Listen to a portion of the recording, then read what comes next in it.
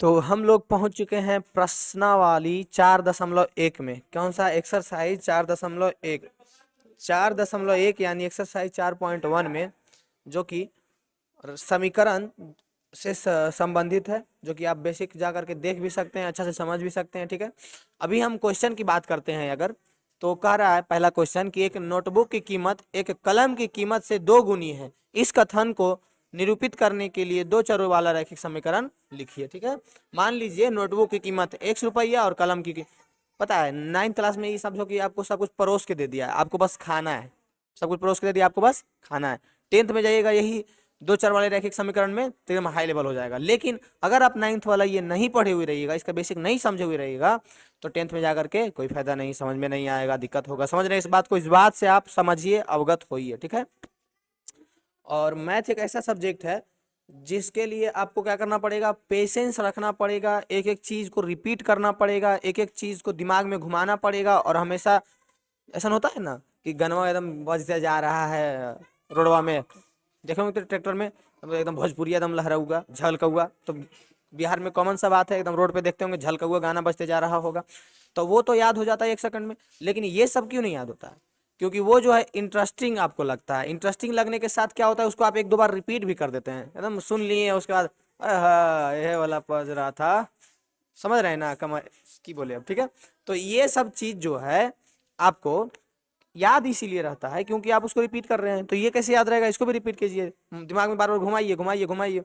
देखिए, तो कह रहा है कि एक नोटबुक, ठीक है, और आपने से बता दिया। तो सबसे पहले समझो, कह रहा है कि इसको अगर तुम लोग 10 बार पढ़ेगा ना, गिन के 10 बार, अपने क्वेश्चन में बन जाएगा। कई बार पढ़ना है? 10 बार। एक नोटबुक की कीमत कलम की कीमत से दोगुनी है, जिसमें पहले ही कह दिया है कि नोटबुक की कीमत x मानो और कलम की कीमत y मानो, क्योंकि इसमें दिया हुआ तो नहीं है, तो मानने के लिए कहा। तो ये मान लेवे किया है, तब देखो इसका समीकरण कैसे बनेगा। सिंपल बताओ कि नोटबुक की कीमत क्या है, तो x है। तो कह रहा है कि कीमत से दुगनी है क्या? नोटबुक की कीमत एक नोटबुक की कीमत एक कलम की कीमत से दुगनी है। अब बताओ, नोटबुक का x है और कलम का y है। नोटबुक का x है और कलम का y है। अब इसको पढ़ो, दुगनी कौन है? अब इसको पढ़ो, दुगनी कौन है? तो कह रहा है कलम की कीमत से दुगनी है नोटबुक की कीमत। ध्यान से समझो, कह रहा है कि कलम की कीमत से दुगनी है नोटबुक की कीमत। यानी कि ये नोटबुक है ना, लिख देते हैं, एक्स ना नोटबुक है, तो ये दुगनी है इससे, ये दुगनी है इससे। नोटबुक की कीमत दुगनी है कलम से, तो अगर हमको दोनों को इक्वल करना है तो किसमें 2 गुना करेंगे? जैसे 4 जो है 2 का दुगना है और दोनों को बराबर करना है, तो गुना किसमें करेंगे? तो जो कम है उसमें। उसी प्रकार से नोटबुक का x है और कलम का कीमत y है, तो y में क्या गुना करे कि नोटबुक के बराबर हो जाए? 2 गुना करेंगे। बताइए, कोई दिक्कत है इसमें? इसमें किसी प्रकार का दिक्कत है? अब देखिए, यही चीज को आप लिख सकते हैं बराबर के इधर 2y प्लस में, इधर आएगा तो माइनस में, तो x माइनस 2y और बराबर में क्या बचा? 0। यही हमारा आंसर हो गया और यही हमारा समीकरण हो गया न्यू बुक के लिए। ठीक है, इतना ही था। बताइए, तो ये समझ में आया या नहीं समझ में आया? ये आपको समझ में आया या नहीं समझ में आया, जो बताइएगा। समझ में आया है? इतना अच्छा जो हम बताए हैं, समझ में आया या नहीं आया? बिल्कुल आना चाहिए, बस इसको आपको बार बार अच्छा से पढ़ना है, इसीलिए हम इतना अच्छा से डिटेल से 3-4 मिनट समय लेकर के इसको बताए हैं, ताकि आप समझ जाइए। ठीक है, इसको लिख लीजिए प्यार से, बढ़ते हैं अगला क्वेश्चन की ओर। निम्नलिखित रैखिक समीकरणों में A X plus B Y plus C बराबर 0 के रूप में व्यक्त कीजिए। प्रत्येक स्थिति में ए बी और सी का मान बताइए। ठीक है, सबको सबसे पहले कह रहा है A X plus B Y plus C के रूप में व्यक्त करने के लिए। इसको ध्यान से देखो, A X plus B Y plus C बराबर 0 के रूप में व्यक्त करने के लिए कह रहा है। पहला क्वेश्चन देखो, पहला है 2x प्लस 3y बराबर 9.35। ठीक है, अब 5 पर रेकरिंग है। ठीक है, रेकरिंग रहो चाहे कुछ रहो, कोई दिक्कत नहीं। अब इसको कह रहा है X plus 2y plus X plus B Y plus C के रूप में व्यक्त करने के लिए कह रहा है। क्या कह रहा है? A X plus B Y plus C के रूप में व्यक्त करने के लिए कह रहा है। अब देखो, इसमें क्या करते हैं, ये इधर प्लस में, इधर आएगा तो माइनस में, यानी कि 2x प्लस 3y माइनस 9.35 पे रेकरिंग बराबर 0। और एक चीज में हम क्या कर सकते हैं, जो देखिए, अगर आपको कहीं पे दिख रहा है 5 -8 बराबर 0। तो इसको एक और तरीका से हम लोग लिख सकते हैं, 5 प्लस -8 पे ब्रैकेट बराबर 0। क्या हम इस तरह तरीके से लिख सकते हैं? तो बिल्कुल लिख सकते हैं। प्लस माइनस गुना होगा, माइनस आगे चला आएगा, 5 - 8 बराबर 0 हो जाएगा, यानी सेम चीज हो जाएगा। यानी कि अगर इस प्रकार से माइनस है तो इस प्रकार से ब्रैकेट में दे करके प्लस दे करके हम लोग लिख सकते हैं। ये चीज आपको समझ में आना चाहिए और समझ में आ भी रहा होगा। अब यही चीज हम लोग यहाँ पे अप्लाई करते हैं। इसको क्या करते हैं, इधर भेज देते हैं, 2x प्लस 3y प्लस -9.35 बराबर 0। अब जब इतना कर दिए हैं तो आप लोग खुद दिख रहा होगा, ए का वैल्यू दिख रहा होगा, बी का वैल्यू दिख रहा होगा और सी का वैल्यू दिख रहा होगा। दिख रहा है या नहीं जो बताइए। देखिए, अब देखिए इसको इसको ध्यान से देखिए, A X plus B Y plus C बराबर 0, यानी एक्स के साथ जो है वो कौन है, ए। जो वाई के साथ है वो कौन है, बी। आपके एक्स के साथ ए है, जाके खोजिए अपने एक्स को। वाई के साथ बी है और सी बेचारा निठल्ला इकल्ले है ने, तो अपना एक्स को खोजिए जा करके। अभी तो नमम है, कोई दिक्कत नहीं है। देखो अब यहाँ पे ए बराबर क्या हो जाएगा, तो 2 हो जाएगा एक्स के साथ जो है, तुम आपके एक्स के साथ। बी बराबर जो है क्या हो जाएगा, 3 हो जाएगा। सी बराबर जो क्या हो जाएगा, -9.35 पे रेकरिंग हो जाएगा। ये हमारा आंसर हो जाएगा पहला क्वेश्चन का। बताइए कोई दिक्कत है? पहला क्वेश्चन का आंसर समझने में कोई दिक्कत है? नहीं होना चाहिए। मेरे रहते हुए दिक्कत कैसे हो जाएगा? पहला क्वेश्चन समाप्ति की ओर हुआ है, स्क्रीनशॉट लीजिए जो कीजिए। अब दूसरा क्वेश्चन हम बताते हैं। दूसरा क्वेश्चन देखिए, x माइनस वाई बाई 5 -10 बराबर 0। अब देखो इसको हम लोग कैसे करते हैं। x के साथ तो कुछ नहीं है, इसको लिखते हैं। पहले तुम इस चीज को अगर समझ गया है ना, अगर आप लोग इस चीज को समझ गए होंगे, क्या किस चीज को, x माइनस वाई बराबर 0, तो इसको हम लोग लिख सकते हैं x plus minus y bracket में बराबर 0। ये चीज आपको समझना है कि इसको ऐसे लिख सकते हैं। अब इसी चीज को आपको ऐसे भी लिख सकते हैं, x प्लस माइनस वाई। अब देखिए एक चीज और आपको बताते हैं, y बटा 5 है तो आप इसको लिख सकते हैं, क्या लिख सकते हैं, y गुने 1/5। तो बोलिएगा बिल्कुल लिख सकते हैं। यानी इसको हम लोग लिख सकते हैं -y गुने 1/5। माइनस को इस प्रकार से बंद कर दिए, ठीक है। अब और क्या कर सकते हैं, और क्या कर सकते हैं, प्लस -10 लिख सकते हैं बराबर 0। अब इसमें देखो a का मान x के साथ कुछ नहीं है तो 1 है, b का मान y के साथ क्या है, तो y के साथ देखो एक चीज तुमको याद रखना है कि ये माइनस है और 1/5 है। y के साथ कौन है, तो इधर देखो माइनस है और 1/5 है, तो -1/5 हो गया। अब जो है y के साथ था वो भी हो गया। अब c है, c अकेले कौन है, -10 है। अकेले कौन है, -10 है। बताइए समझ में नहीं आ रहा होगा, ये हो सकता है आपको समझ में नहीं आ रहा होगा, ये हो ही नहीं सकता। इतना अच्छा समझाएंगे कैसे नहीं समझ में आएगा। दूसरा क्वेश्चन, तीसरा, वहाँ कोढ़ी नहीं है, कोढ़ी बुतरू है तो फिर दिक्कत है। 2x प्लस 3y बराबर 6 इस प्रकार से दिया गया है।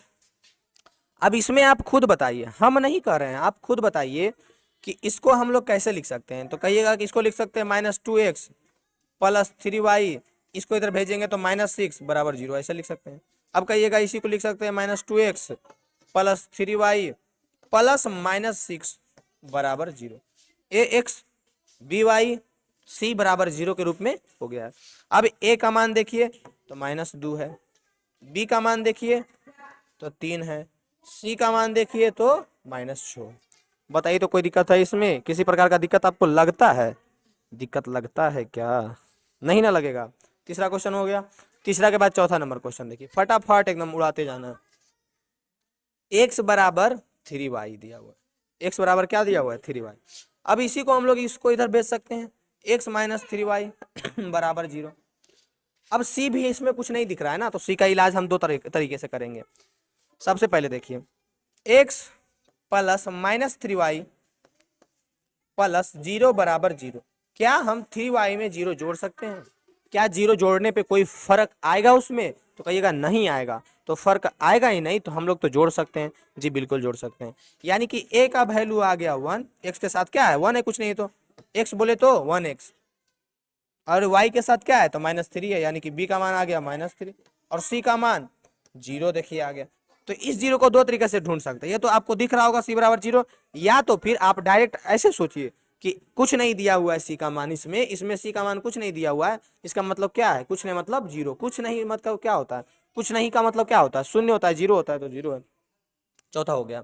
चौथा के बाद पांचवा नंबर क्वेश्चन देखिए, ये वाला क्वेश्चन पांचवा, ठीक है। तो पांचवा क्वेश्चन में दिया हुआ है 2x बराबर -5y। अब इधर माइनस में इधर आएगा तो प्लस में, तो 2x प्लस 5y बराबर बराबर क्या हो जाएगा, बराबर 0 हो जाएगा। अब देखिए इसमें आप या तो प्लस 0 यहाँ पे कर सकते हैं, नहीं तो आपको बताए थे कि कुछ नहीं है तो 0 है। x के साथ वाला को a कहते हैं तो a का मान कितना दिया हुआ है, 2 दिया हुआ है। y के साथ वाला को b कहते हैं तो b का मान कितना दिया हुआ है, 5। c का मान इसमें कुछ नहीं है तो इसको क्या कहेंगे, 0, या फिर इसी को +0 करके भी लिख सकते हैं। देखिए तो सोल्यूशन हुआ, समझ में आया, सोल्यूशन हुआ, समझ में आया, जो बताइए तो हो गया होगा, समझ में आ गया होगा, बिल्कुल आ गया होगा। पांचवा के बाद छठा नंबर क्वेश्चन आपको दिखाते हैं, आ जाइए। छठा नंबर क्वेश्चन देखिए, दिया हुआ है 3x + 2 बराबर 0, ठीक है। अब देखिए इसको दो तरीके से बताते हैं, ये बता रहे 6 नंबर, या तो x के साथ है जिसको a कहेंगे तो a बराबर 3 हो जाएगा, b तो y के साथ कुछ नहीं है तो कुछ नहीं का मतलब क्या होता है कि 0, और c क्या है तो c बराबर 2 है। ये तो डायरेक्ट आपको समझना है कि कुछ नहीं का मतलब 0 हो गया। इसको एक और तरीका से बताते हैं, एक और तरीका क्या है, क्या इसको हम लिख सकते हैं 3x + y गुने 0 + 2, क्या इस प्रकार से हम लोग लिख सकते हैं, क्या इस प्रकार से हम लोग लिख सकते हैं, तो कहिएगा लिख सकते हैं। ऐसा इसलिए लिखे हैं क्योंकि जब y में हम लोग 0 गुना करेंगे तो ये 0 कर देगा, 0 कुछ में भी गुना करो तो 0 कर देता है ना। तो a का मान हो गया 3, b का मान हो गया 0 और c का मान हो गया 2। इस प्रकार से छठा नंबर क्वेश्चन भी सोल्व हो गया और समझ में आ गया होगा। छठा के बाद सातवां नंबर क्वेश्चन, सातवां में क्या दिया हुआ है, जो देखिए सातवां में दिया हुआ है y - 2 बराबर 0। अब इसमें आपको क्या करना है, सिंपल आपको याद रखना है कि a वाला को x कहते हैं, x वाला को a कहते हैं तो x वाला तो है ना तो 0, y वाला को b कहते हैं तो b इसमें क्या हो गया 1, और c का मान कितना हो गया -2 हो गया, क्योंकि माइनस तो वो अपने खुद ले लेगा। अब इसी को दूसरा तरीका से बताते हैं, दूसरा तरीका क्या हो जाएगा, आपको कुछ नहीं दिख रहा है तो a के x के साथ 0 गुना कर सकते हैं ना, 0 गुना x प्लस y जोड़ सकते हैं माइनस प्लस -2 बराबर 0, ऐसे लिख सकते हैं। अब इसी को सोल्व कीजिएगा तो y - 2 बराबर 0 ही आएगा, ठीक है। यानी कि इसी को सोल्व करने पर, यानी कि a का मान क्या आ गया 0, b का मान क्या आ गया 1, b का मान 1, c का मान क्या आ गया -2 आ गया। ये चीज आपको समझ में आना चाहिए। सातवां हो गया। सातवां के बाद आठवां नंबर क्वेश्चन देखिए, 5 बराबर 2x दिया हुआ है, 5 बराबर क्या दिया हुआ है 2x, 2x उधर प्लस में इधर आएगा तो माइनस में, तो 5 - 2x बराबर 0, इस प्रकार से इसको लिख सकते हैं। अब इसी को एक और तरीका से लिख सकते हैं, कौन सा तरीका भाई, इसी को कैसे लिख सकते हैं, जो देखो इसी को लिख सकते हैं 5 माइनस प्लस -2x बराबर 0। a का मान कितना है तो जो x के साथ रहेगा वो नहीं होगा, x के साथ -2 हो गया। b का मान कितना है तो y के साथ जो रहेगा वो ना भी होगा, तो y तो आई नहीं तो कुछ नहीं है तो 0, 0 हो गया। c का मान क्या हो जाएगा, c का मान 5 हो जाएगा। इस प्रकार से बताइए तो कोई दिक्कत होगा। दूसरा नंबर क्वेश्चन में किसी प्रकार का दिक्कत होगा, देखिए तो ध्यान से देखिए, 13 मिनट का समय लगा है। अब देखिए किसी प्रकार की दिक्कत होगा दूसरा क्वेश्चन में, किसी भी प्रकार का दिक्कत आपको लगता है तो आप बता सकते हैं। हम बढ़ेंगे तीसरा नंबर क्वेश्चन की ओर, हम बढ़ेंगे तीसरा नंबर क्वेश्चन की ओर, जो कि इसमें है नहीं, तीसरा है जी, दो क्वेश्चन में। बताइए समझ में आया होगा या नहीं, समझ में आया होगा, अच्छा से समझ में आया होगा, किसी प्रकार का दिक्कत नहीं हुआ होगा। मात्र 2 ही क्वेश्चन था इस चैप्टर में, इस एक्सरसाइज में 4.1 में, एकदम सफा चट हो गया, उड़ गया, एकदम तुरंत बन गया। बताइए तो कोई दिक्कत हुआ है, किसी प्रकार का दिक्कत हुआ है, बताइए तो।